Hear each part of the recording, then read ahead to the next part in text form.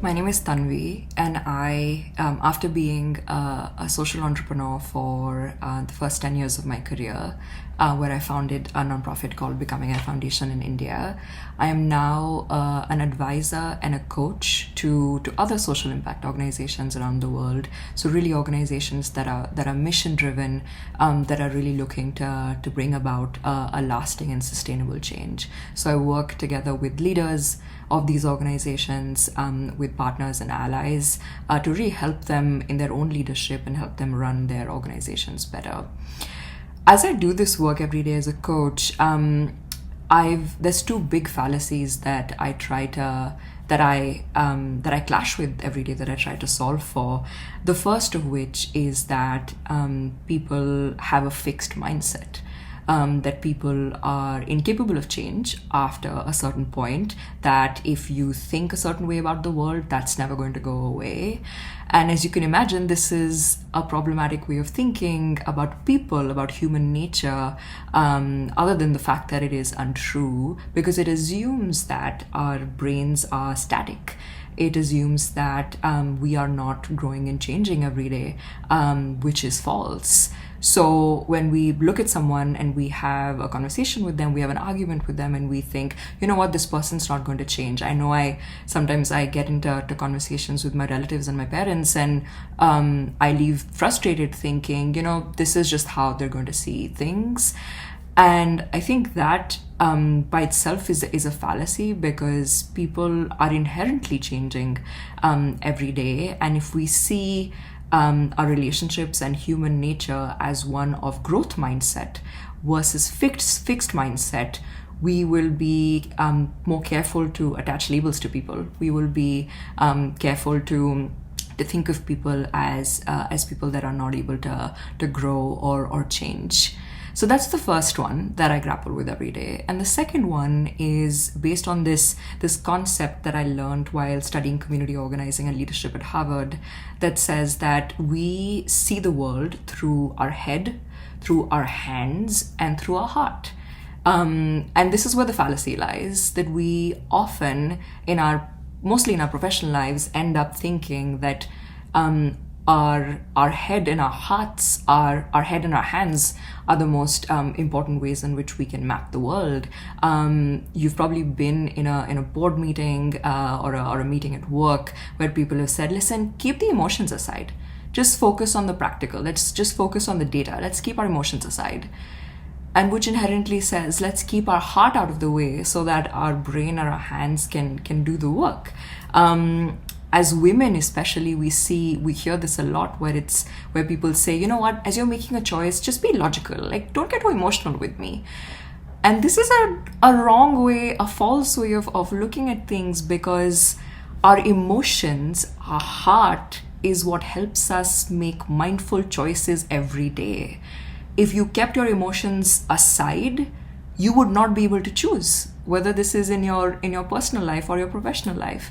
So inherently, what I do is I help people and leaders change themselves, become better leaders, become better people over time. And I do this by focusing on the head and the hands, so the what of what they do, and the how, the implementation of what they do. But I especially focus on the heart, which is the why.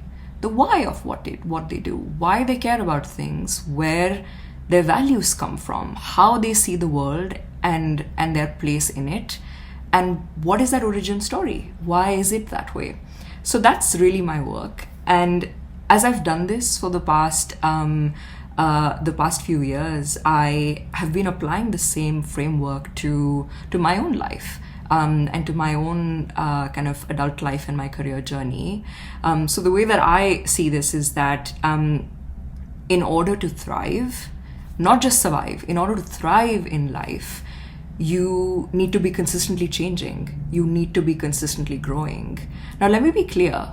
We are consistently changing and growing. Given the amount of information we take in every day, given the amount of content there is out there, it's impossible for our brains and our bodies and our hearts to not be changing. So it's happening, whether you like it or not. But I'm talking about a slightly different kind of change. I'm talking about being intentional, bit by bit, every day, consistently, about the things that you want to change about yourself, about the things that you want to change about how you see the world. And the way that I see this is in two ways.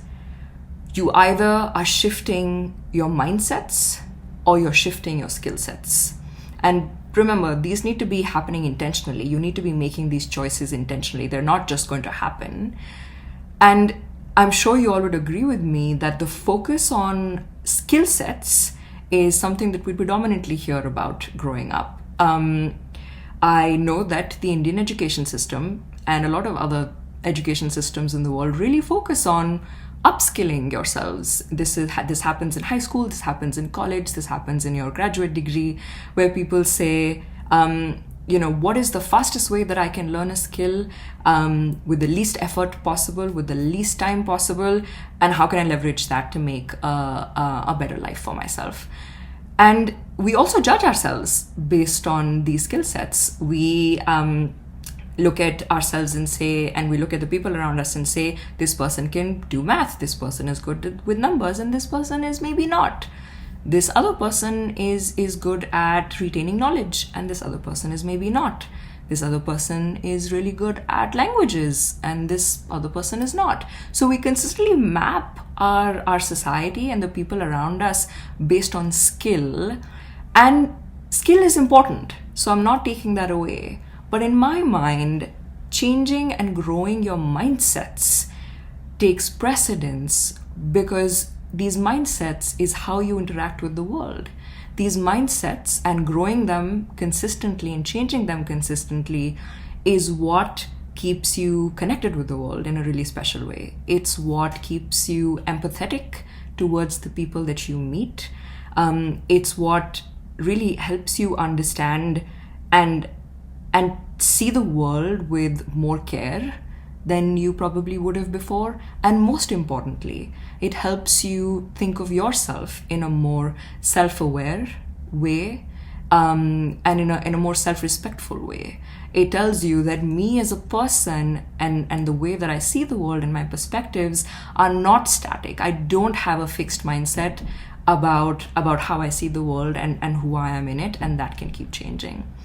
So if I look back at the past 15 years of my life, which is my entire adult life, I will say that there's 4 mindsets and 1 skill set that I have intentionally brought to my life that has really got me to the places that I am today. And I continue practicing this.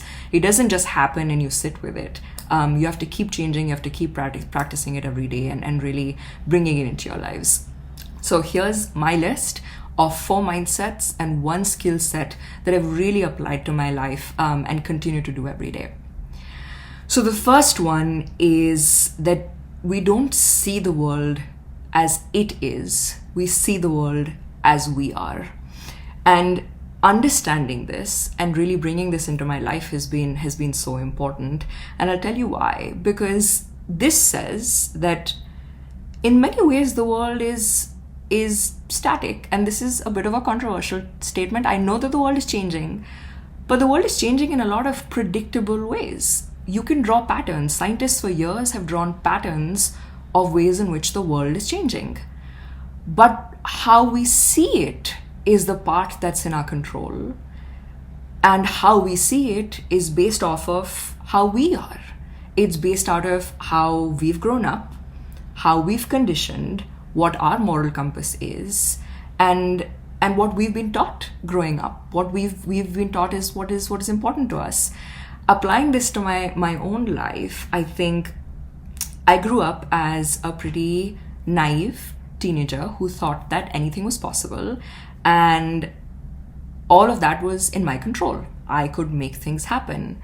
And looking back, I realized that as much as this instilled a sense of confidence in me, it also came from deep privilege. of having grown up in a big city, having grown up with supportive parents, having grown up going to a pretty well-known schools and speaking the language, having grown up not ever questioning my identity, my religion, my class, my caste, because I didn't have to, because nobody else was questioning it. So I saw the world as simple, as something I could control, and that came from a space of privilege. And then in my 20s, I grew up and I saw the world, and the changes that happened was I grew up, I moved to a different country, I went to Harvard, and now I saw the world as a pretty big and scary place. I started questioning a lot of the things that I knew about the world. I started questioning things I knew about my skill set. I started thinking of myself in different rooms and thinking, you know what, I'm not the smartest person in this room by far. And this is what happens when you overanalyze the world. I was learning so much about it in such a concentrated period of time and meeting so many different people that to me, finding my place in it was really difficult. And now, more recently, over the past 3 to 4 years, I would say I have a more comfortable relationship with the world. I think of it as accessible. I think of it as having found my place because I know the things that I have control over and the things that I don't. So the point being that we're consistently supposed to challenge our conditioning. We're supposed to challenge what we've been taught to think in order to really open our eyes to what the world has to offer, because you can literally change the world by changing yourself. The second mindset that I have changed and consistently keep evolving in myself is that I've stopped waiting to feel like I'm enough. When I was growing up, when I was in class 5, we were offered French to learn as a third language, and I was so excited about this. And I used to go excited to class and I used to prepare, and I really thought I got it. And this one fine day, we got our answer sheets back from a test, and I got a big red letter F on my French paper. As a child, I looked at this and said, is this F for French or F for fail? And there was nobody around to explain that difference to me. And as a child growing up in the Indian education system, my first reaction to that failure was shame, was deep, deep shame, was a sense that I am not enough. So I took that answer script, I burnt it so that my parents never find out, and I threw the ashes somewhere in my house. And what that tells me as I look back at that story is that we've inherently, as students, as young adults, been internalizing this shame, this sense that we are not enough. How that shows up for me as a woman in the workplace is I look at job opportunities and I apply for things that I used to. I don't do this anymore. I look at job opportunities, I end up applying for things that I think I'm 100% prepared for. But what I do now instead is I've started changing my definition of enough. So I say, you know what? I'm almost enough. And that's okay. That almost takes the pressure off. That almost creates a space of learning. So now when I apply for opportunities or I look at partnerships, I look at things that challenge me, things that excite me. My most recent example of this is I'm currently partnering with the leader of an organization that leads that works on Black women's health and is one of the biggest organizations in the US that is doing this. When I started that partnership, I knew very little about health, and I clearly don't have any lived experience as a Black woman in the US. But I took that as a challenge. I took that as a learning opportunity to really dive in and see what's possible. And it has been one of my most impactful partnerships so far.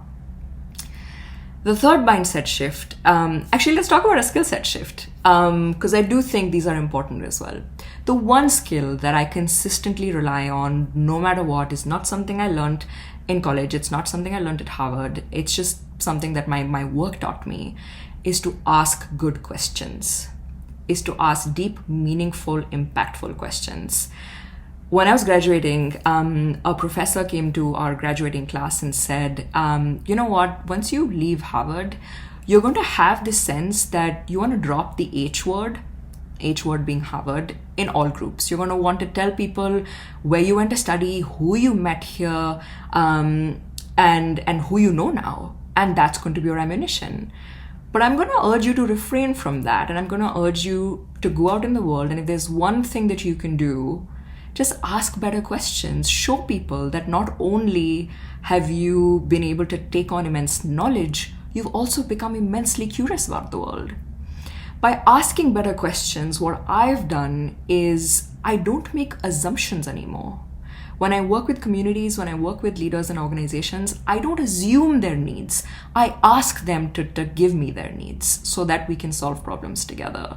What this has also done is that I make sure that they are the champions of their own solution. I make sure that I'm not putting a solution on someone or what I know on someone. I'm having them figure that out themselves.